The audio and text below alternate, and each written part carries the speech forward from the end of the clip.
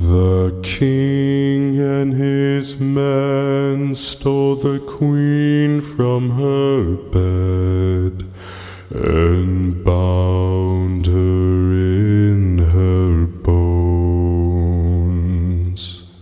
The seas be ours, and by the powers